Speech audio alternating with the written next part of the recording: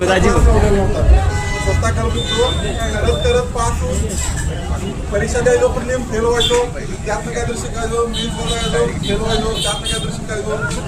मी माझ्या असं गेल्या की फक्त शिकूनच गेल्या, म्हणजे मास्टर जमणार नव्हते.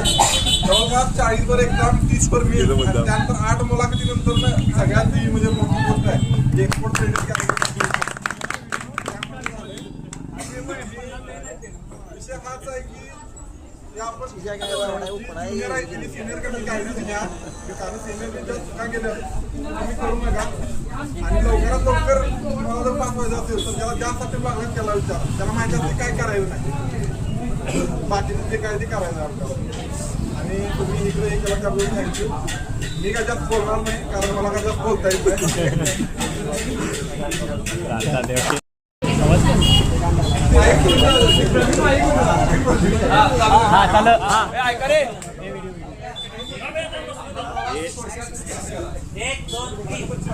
प्रवासाच्या आधी तुम्ही सगळे माझे मित्र म्हणून जमला, त्यामुळे मी तुमचा आभार मानतो. कारण माझे मित्र आहेत मी असं वाटते. प्रवास सांगायचा झाला तर प्रत्येकाचा प्रवास वेगळा आहे, प्रत्येकाचा प्रवास भरलेला आहे कष्टाने. तसंच माझा पण प्रवास आहे, त्यात काही ते आहे मला वाटत नाही. पण इथनं जाताना आपण काही ठेवून जातोय, लोकांच्या आठवणी किंवा लोकांचे सहवास आपण घेऊन जातोय, ते सगळ्यात जास्त महत्त्वाचं आहे. आणि एवढ्या मुलं बघून मला वाटतं की मी काहीतरी कम्युनिटी आहे, जी पोस्ट आहे त्याच्यापेक्षा मोठं पाहिजे ती आहे.